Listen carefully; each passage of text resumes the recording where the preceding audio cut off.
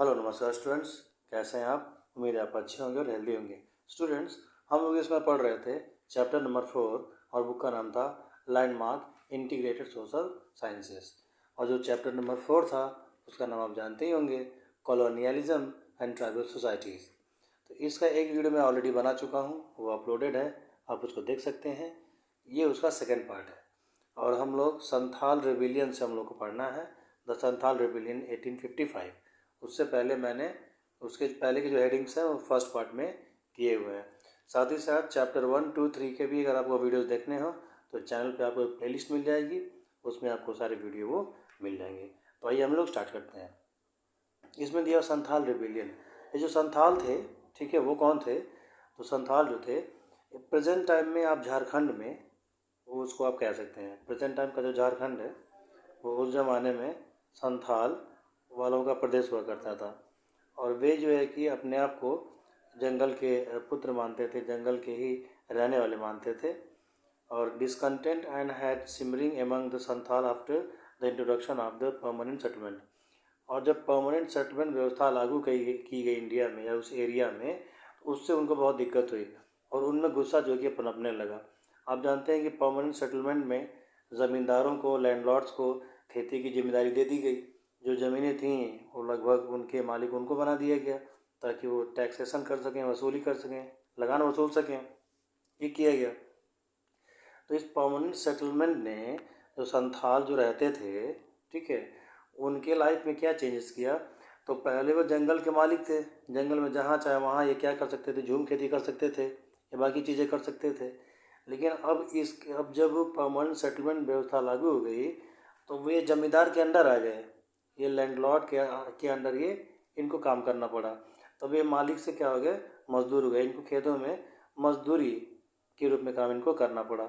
Many of the local chiefs had been evicted from their lands and replaced by non tribal zamindar. बाकी लोग भी जो थे, जो नॉन ट्राइबल जमींदार थे, वो भी क्या करने लगे, इनके ऊपर अत्याचार जो है कि करने लगे। उसके बाद से इसमें लिखा हुआ है कि the introduction of road and railways in this period was intended to help the extension of colonial rule. ठीक है, 1853 में जब जो है कि रेलवे नेटवर्क का एक्सटेंशन होने लगा, रेल की पटरियाँ जब बिछाई जाने लगी, ठीक है, तो ये इस घटना ने भी इनको बहुत बुरी तरीके से प्रभावित किया। ठीक है, कैसे प्रभावित किया? संथाल परगना में जब ये चीज़ें हो रही थी तो ये लगभग मजदूर के रूप में खेतों में काम कर ही रहे थे। इनको लालच दिया गया था कि आप रेल की पटरियाँ बनाने में हमारी मदद करिए, हम आपको अच्छा खासा पैसा देंगे और आपको बढ़िया रहने के लिए दिया जाएगा। तो उनसे उसमें भी मजदूरी कराई गई। कुछ को पकड़ के लाया जाता था, कुछ को डर के मारे, कुछ जो लगान नहीं दे पाते थे उनको इस रूप में यूज़ किया जाता था। ठीक है, यानी इस रूप में बहुत सारी चीज़ें की गई। तो इसका भी गुस्सा उन पर ऑलरेडी था कि भाई एक तो हमें अपने घरों से निकाल दिया, जंगलों से निकाल दिया, ऊपर से हमसे ये रेल की पटरियाँ बिछवाने में हमारी मदद ले रहे हैं, जो मजदूर हमसे काम करवा रहे हैं और हम पे नाना प्रकार के अत्याचार भी कर रहे हैं। Among the tribals, once they realized the effect of it was having on the traditional lifestyle, तो जब उनके परंपरागत जीवन शैली लाइफस्टाइल को जब अफेक्ट किया गया, उस पर जब कुठाराघात किया गया, तो उन्होंने रिबेलियन करने का प्रस्ताव दिया और सोचा भी। The Santhal Hul is a term signifying a movement और लिबरेशन। ठीक है, तो उनकी भाषा में, संथालों की भाषा में, ठीक है, जो हुल शब्द था उसका मतलब था आंदोलन करना, विद्रोह करना। तो उन्होंने संथाल हुल उसको कहा, उस विद्रोह की जो आग धधक रही थी, उनके मन में जो नफरत हो रही थी अंग्रेज़ों के प्रति, उस विचारधारा को उन्होंने कहा संथाल हुल। ये मतलब विद्रोह का स्वर दिया। Swept across the tribal region from present date Bihar to Orissa. वर्तमान समय में जब बिहार से उड़ीसा का इलाका है, वो पूरे इलाके में उस समय जो है कि विद्रोह फैल गया। It was led by 4 brothers. 4 भाई थे, उन्होंने इस विद्रोह का, इस जो है कि उलगुलान का या संथाल हुल का कह सकते हैं, या लीडरशिप किया, आंदोलन किया। कौन कौन थे वो? आइए उनके नाम जानते हैं। सिद्धू, कानू, चांद और भैरव। तो सिद्धू, कानू, चांद और भैरव, ये 4 भाई थे। इन्होंने जो है कि महत्वपूर्ण भूमिका निभाई थी, लीडरशिप निभाया था इस चीज़ को करने के लिए। The biggest cause of this uprising was large scale elimination of the tribal from the land. और सबसे बड़ा जो कारण था इसका, इस विद्रोह का, इस जो है कि आंदोलन का, वो ये था कि बहुत भारी संख्या में जो संथाल थे उनको अपने मूल निवास ओरिजिनल जो है कि नेटिव से स्थान से इनको निकाल के बाहर किया जाने लगा था। ठीक है। On 30 June 1855 a large group of Santhal declared independence and took an oath to fight against the British. और 30 जून 1855 को बहुत बड़ी संख्या में संथाल इकट्ठा हुए और उन्होंने अपने आप को आज़ाद घोषित कर दिया। 30 जून 1855 वो डेट थी जिस डेट पे बहुत भारी संख्या में संथाल जो कि इकट्ठा हुए और अपने आप उन्होंने इंडिपेंडेंस घोषित कर दिया, अपने आप को उन्होंने फ्री स्वतंत्र घोषित कर दिया और प्रण लिया, शपथ लिया कि अब हम ब्रिटेन के झंडे को नहीं मानेंगे, ब्रिटेन की सत्ता को नहीं मानेंगे, उनके पावर को नहीं मानेंगे। और लैंडलॉर्ड और जो ज़मींदार हैं, दोनों एक ही वर्ड होता है। लैंडलॉर्ड इंग्लिश में कहा जाता है आपको, ज़मींदार हिंदी या उर्दू में कहा जाता है। तो जो मनी लेंडर्स थे, सूदखोर थे, जो पैसा बांटते थे उस ज़माने में, और पैसा बांटते थे और जब पैसा ना चुका पाने के एवज में किसानों की ज़मीन ले लेते थे या उनका सामान गिरवी रख लेते थे, ये सब तो मनी लेंडर से, ज़मींदार से, लैंडलॉर्ड जो कहते हैं, और ब्रिटेन वाले से, ब्रिटिश पावर से, इन सबको मानने से उन्होंने इनकार कर दिया। Sidhu and Kanu were proclaim the leaders. Sidhu और कानू बड़े लीडर बन के उभरे और उन्होंने ही अपने कंधों पे और लीडरशिप का, नेतृत्व का पूरा जिम्मा आंदोलन का संभाला था। This moments event took place in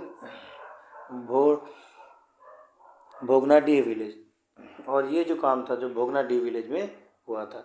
on 7 July 1855 the British sent police officers to arrest Sidhu and Kanu.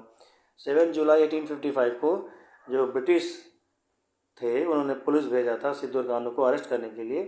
There was a violent confrontation between the tribals and the British. तो अब एज ए रिजल्ट क्या हुआ कि British सेना कह रहे हैं, British police और इनमें सिद्धू कानू और उनके समर्थकों के बीच कन्फ्रंटेशन हुआ, झड़प हुआ, मारधाड़ हुआ, ठीक है, संघर्ष हुआ। और the tribals kill the people officials. और ट्राइबल्स ने बहुत सारे अंग्रेज जो ऑफिशियल थे उनको मार दिया। This turn the confrontation into a full flown war. और ये जो है कि इस घटना ने आग को और हवा दी और अब ये युद्ध में, वार में बदल गया। During the course of the revolt the tribals captured a large amount of land extending from Rajmahal hills in the Jharkhand to Bhagalpur district. और उस सिनेरियो में जो है कि जो अब संथाल थे, जो रिबेलियन थे, वो राजमहल पहाड़ी से लेकर के, झारखंड के राजमहल पहाड़ी से लेकर के अब भागलपुर जो ज़िला इसमें बिहार में है, वहाँ तक का जो एरिया था, ज़मीन था, वो उनकी थी, आदिवासियों की थी, वो सब वहीं बसे हुए थे। और फिर इधर वेस्ट बंगाल में बीरभूम जो ज़िला है वहाँ तक का। दरअसल बात ये है कि पहले ये सब बटा नहीं था, बंगाल, बिहार, उड़ीसा बना नहीं था, ठीक है। तो वो आपका बंगाल प्रोविंस था, तो उसी में एक में ही तीनों थे। ये तो बाद में जब इंडिया आपका फ्री हुआ 1947 में, उसके बाद से जो है कि स्टेट बनने लगे, राज्य बनने लगे और एक एक करके राज्य जो है कि बने, तब ये एक ही था। उस परिप्रेक्ष्य से आप देखेंगे, उस सिनेरियो से आप जब देखेंगे तो आपको बात समझ में आएगी कि झारखंड के राजमहल पहाड़ी से लेकर के और भागलपुर डिस्ट्रिक्ट बिहार में होते हुए और बीरभूम डिस्ट्रिक्ट आपका वेस्ट बंगाल तक जो है कि ये चीज़ें थी। Some British official, landlord and money lenders were killed in during the movement। और कुछ ब्रिटिश ऑफिशियल्स, कुछ लैंडलॉर्ड और कुछ सूदखोर जो पैसा बांटते थे वो इस मूवमेंट में मारे गए। The British government declared martial law. British government जो थी उसने देखा कि उनके भाई सैनिक या उनके ऑफिशियल्स मर रहे हैं, तो उन्होंने मार्शियल लॉ लगा दिया। अब मार्शियल लॉ क्या होता है भाई? मार्शियल लॉ ये होता है कि 3 लोग 4 लोग एक जगह इकट्ठा होकर बातचीत नहीं कर सकते, कोई विरोध प्रदर्शन नहीं कर सकते, कोई मीटिंग नहीं कर सकते, ठीक है, कोई जमावड़ा नहीं कर सकते, 10-20 लोगों को जुटा नहीं सकते, कर्फ्यू जैसी स्थिति होती है वो लगा दिया गया। और जब वो लग गया, area armed forces were sent to suppress the uprisings. और आर्म्ड फोर्सेस यानी कि सेना उतारी गई इन विद्रोहों को कुचलने के लिए, दबाने के लिए। अपराइजिंग मतलब विद्रोह होता है। Thousands of Santhals were massacred. हजारों की संख्या में संथालों का कत्ल कर दिया गया, मार दिया गया उनको। Sidhu and Kanu were captured. Sidhu और कानू को पकड़ लिया गया। However the movement did not go in vain. लेकिन जो आंदोलन था वो व्यर्थ नहीं गया, बेकार नहीं गया। The government was forced to examine the reason of the revolt. और बाद में जब विद्रोह खत्म हुआ तो अंग्रेजी सरकार ने इसको देखने का फैसला किया, ठीक, कि विद्रोह का रीज़न जानने का फैसला किया। विद्रोह का रीज़न जानने का फैसला तो नाटक करने वाला था, क्योंकि नियम बनाने वाला तो अंग्रेज ही थे। जब अंग्रेज़ों ने नियम बनाया, फॉरेस्ट लॉ बनाया और अपने लालच के लिए, ठीक है, फॉरेस्ट रिजर्व को, फॉरेस्ट रिसोर्सेज की लालच में जब आदिवासियों को बाहर निकाला, तब उनको नॉलेज नहीं था ये रिवोल्ट होगा।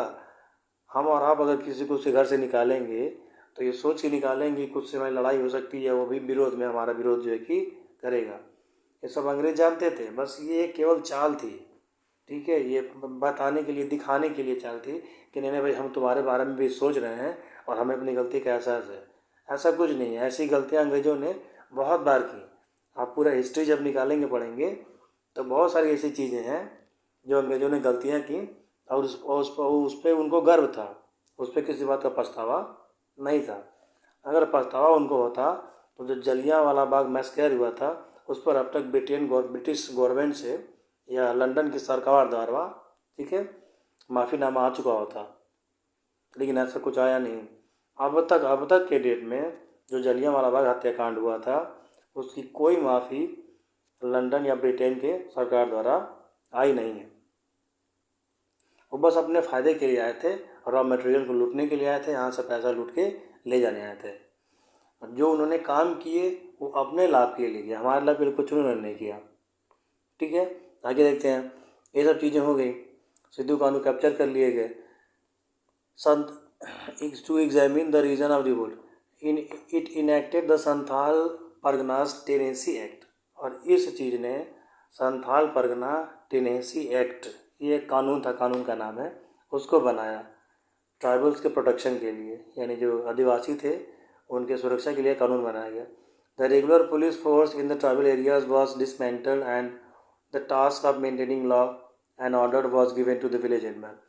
तो जो फोर्स वहाँ लगी हुई थी, जो सेना वहाँ थी, उसको डिसमेंटल कर दिया गया, हटा दिया गया, तितर बितर कर दिया गया, और जो गांव के जो मुखिया होते थे, विलेज हेडमैन होते थे, उनको जो है कि क्या किया गया कि गांव की सुरक्षा की जिम्मेदारी उनको दे दी गई। ये सब चीज़ें हुई, लेकिन जो हज़ारों संथाल मार दिए गए फिर उनका क्या हुआ, उनके लिए अंग्रेज सरकार ने क्या किया, ये आपकी बुक में नहीं लिखा हुआ। और वो मारे क्यों गए, इसीलिए मारे गए क्योंकि वो अपने घर वापस जाना चाहते थे, अपने जंगल वापस चाहते थे। जिस जंगल में उनके बाप दादा बाबा रहा करते थे उस जंगल में वापस जाना चाहते थे, यही उनकी डिमांड थी। और ये इस डिमांड के लिए जो ब्रिटिश इंडियन गवर्नमेंट थी उसने सेना भेज दिया और हज़ारों की संख्या में संथाल मार दिए गए। फिर उसके बाद से नाटक किया गया कि ट्राइबल्स के प्रोटेक्शन के लिए हम लॉ बना रहे हैं, कानून बना रहे हैं, एक्ट बनाया गया। तो ये सब चीज़ों को कोई फ़ायदा तब तो था नहीं, क्योंकि हज़ारों की संख्या में जो है कि आपके संथाल जंगल से हट चुके थे और दूसरे जगह जाके बस चुके थे और जंगल का दोहन अच्छे से किया जा रहा था। अगला आपका हेडिंग है द मुंडा रिबेलियन, और ये 1895 से लेकर के 1900 तक चला। ये भी आपका जो विद्रोह था 5 ईयर्स तक ये चला था, ठीक है। तो छोटे छोटे पार्ट्स में इस चैप्टर को डिवाइड करके मैं आपको पढ़ाऊँगा, पूरा डिटेल में पढ़ाऊँगा। वीडियो आपको अच्छा लग रहा हो तो मुझे सपोर्ट करिए, मेरा हौसला बढ़ाइए, और जो चीज़ें नहीं समझ में आ रही हैं कमेंट करके आप मुझसे पूछ सकते हैं। तो मिलते हैं इसके नेक्स्ट पार्ट में। मुंडा रिबेलियन को हम नेक्स्ट वीडियो में पढ़ेंगे। तब तक के लिए जय हिंद, जय भारत। पढ़ते रहिए, मस्त रहिए, अपना जीवन बनाते रहिए।